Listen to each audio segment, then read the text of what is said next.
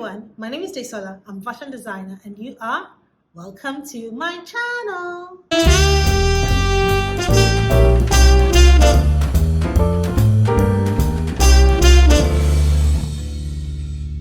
Welcome to my channel. Welcome to Daisy's Wardrobe. If you're new here, welcome. And if you're an existing subscriber, welcome. I'm so happy to have you here. And if you've seen my videos before and you haven't subscribed to my channel, please do so. And put on the notification bell so that you know when I put up a new video. I'm an African-inspired ready-to-wear fashion designer based here in Lagos, Nigeria, and I've been in business for over 10 years. So here on my channel, I talk about starting a fashion business, starting a ready-to-wear business, starting a clothing brand, being a fashion designer, all things business, all things fashion, and sometimes, once in a while, I talk about my life. So here in today's video, I'll be talking about what I've learned about running a ready-to-wear clothing brand in the last 12 years. So like I said, I'm an African-inspired ready-to-wear fashion designer. I make my designs and I sell my designs right here in my store. And that's what I've done for over 10 years, literally 12 years. So I would like to tell you that my business is 12 years old. Actually, it clocked 12 years on the 1st of April this year. And honestly, it is a delight to look back and see how far the business has come, to see how far I as a person have come in this business. Some people may see my brand or they may see me and wonder, oh, so many thoughts. But the journey started 12 years ago and so far so good. It's been a very long journey. I'm thankful for all the highs. I'm thankful for all the lows. I'm grateful for the failures. I'm grateful for the mistakes. I'm grateful for everything I have been able to learn in the last 12 years. And so in this video, I'm going to be sharing a few things I have learned about the business, a few things I have learned about, or a few things that I, know about running a business, especially a clothing brand, especially if it's a brick and mortar, and how the business has impacted my life in general, because it is an independent brand, an independent clothing brand. The business was started by me. I own the business. I run the business. All funds come from the sales and the proceeds of whatever it is that we sell in this place. So we don't have any investors. We don't have any boyfriends, sugar daddies, whatever the case may be. Everything comes from what we make with our hands. And so therefore, in this video, I am going to share with you. So if you've watched any of my previous videos, you would hear me to say that, when I started this business, I wasn't sure what I wanted to do. All I knew was that I wanted to do fashion. I wanted to make clothes. I wanted to sell clothes. And the aspect of fashion that I wanted to do, I wasn't very, very sure. I was still working my corporate 9-to-5 job when I started the business. I was a fresh, brand new mother when I started the business.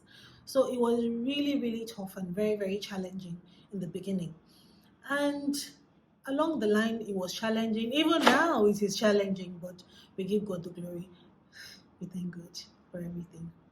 So yes, so this video, I'll basically be talking about, just basic things, little things here and there, my experiences, what it's like, what I feel about running this type of business, how profitable is it, and all that kind of jazz. So let's go. So first things first, starting out in the fashion industry, whether it's here in Nigeria or outside Nigeria, the fashion industry is a very, very, very competitive industry. And so therefore, if you're going to go into fashion, you need to be very sure of what aspect of the industry you're going into. So basically, the different aspects of the fashion industry, garments, accessories, the list goes on, you name it. And undergarment, they're different ones. They're female clothing, men's clothing, children's clothing, bridal wear, formal wear, casual wear, street wear. The list goes on and on. It is very good to know which of them it is that you want to do. That was something I did not know when I first started. All I knew was I just wanted to make clothes. That was it for me. It took me almost a year to figure out what exactly I wanted to do. It took me a year to realize that, okay, I'm doing women's clothing quite all right, but I want to do ready to wear. And what is ready to wear? Ready to wear is ready-made clothes that have been made in standard sizes that are ready to be sold. So that is what I sell. And it took me almost a year to figure it out.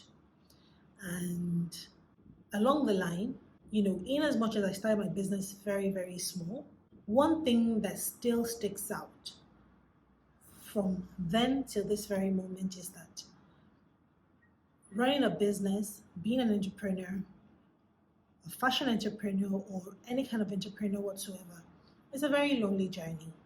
It's a very, very, very lonely journey.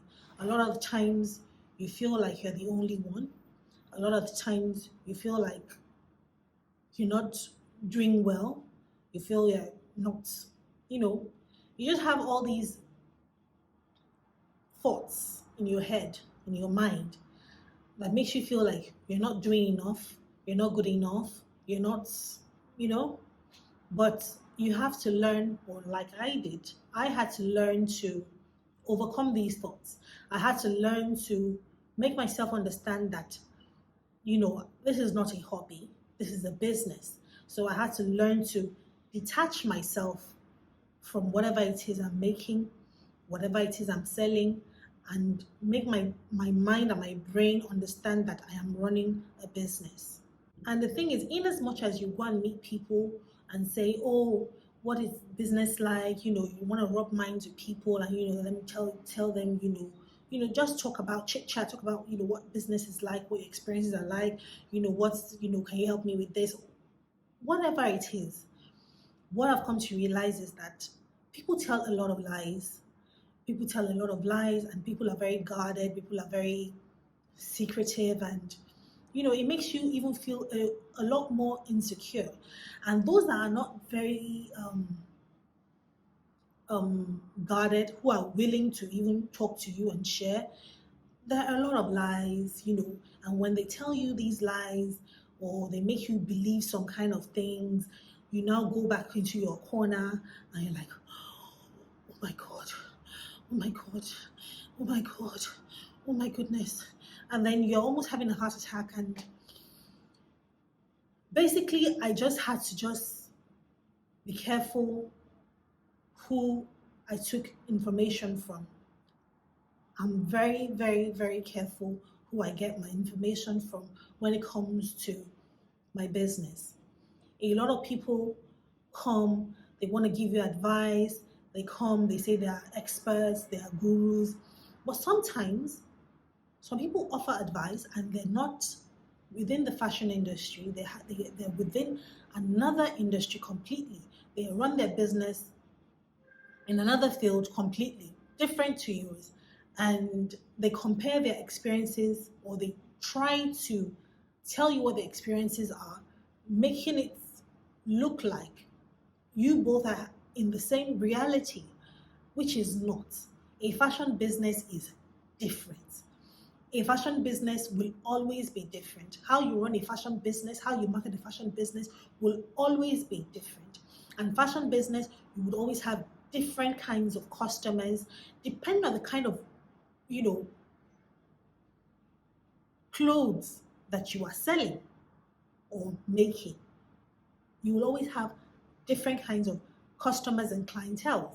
So it can never be a one size fits all. Also, another thing is, struggling with discouragement.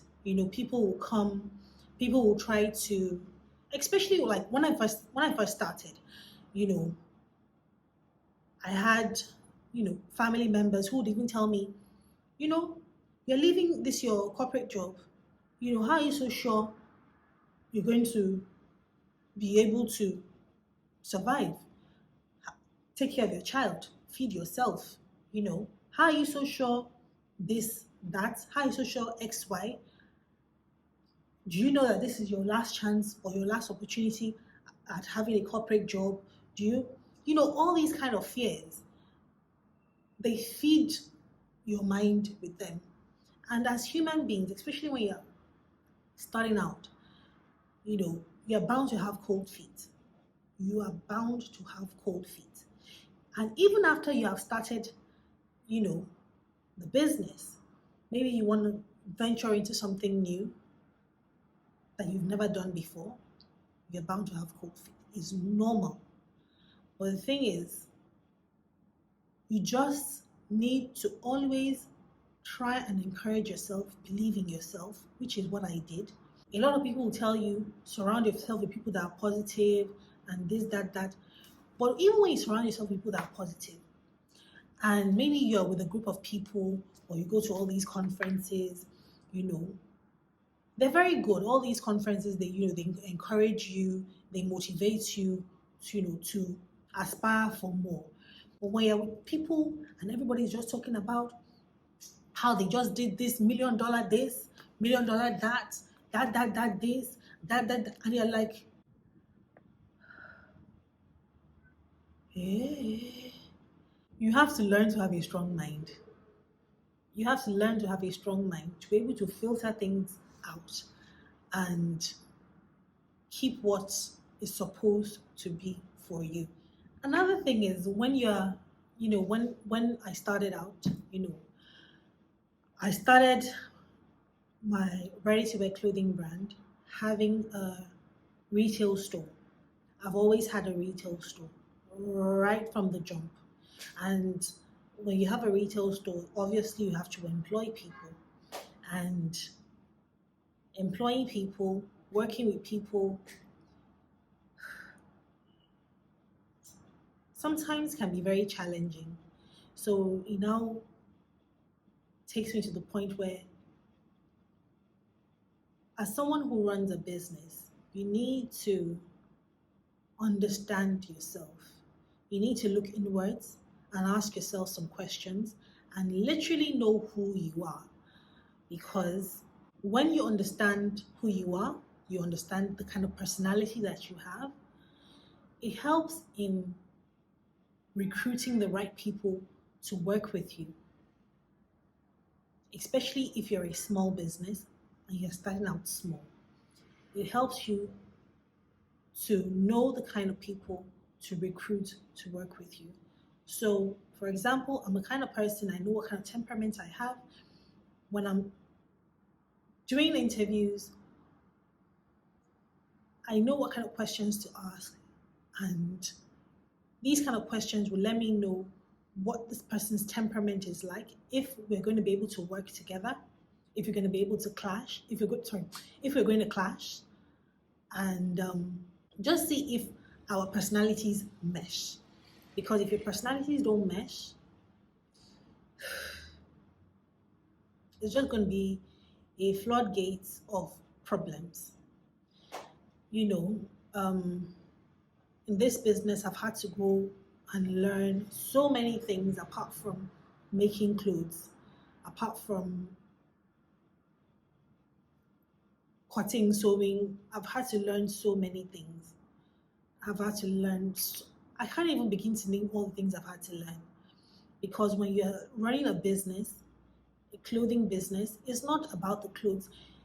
If you have the best clothes in the market, the best brand, the best, nicest designs, everything, the most beautiful store, whatever it is, there are some things that if they are not in place, you ain't going nowhere. You are literally not going anywhere. A lot of these things I've had to go and learn. I've had to go to business school after, over 10 years of running the business, because literally everything that I know about this business, I learned on the job. Literally almost everything I learned on the job. A lot of people will say, oh, you need to have this, you need to have this person, you need to employ somebody for this, you need to employ somebody for that. The thing is that when you're running a business, no matter how much sales you are making, no matter how well you are doing, the fact still remains that if you are, if you don't have, I don't know how to put it, but if you know where your funds are coming from and you know that your funds are limited, you know your funds have to go to certain places. You want to maximize all the funds that you have as much as possible. There are some jobs that you're going to take on by yourself, and you're going to do those jobs by yourself for a number of years. There are still some jobs that even after all these years, there's still some jobs that I still do by myself, because there's so many things that need to be paid for within the business. And when you're having this person here, that person here, this person here, some people just employ a whole battalion of people just so that people can say, oh, she's a big girl, the business is a big business, they have XYZ number of employees. The number of employees that you have doesn't determine how well your business is doing.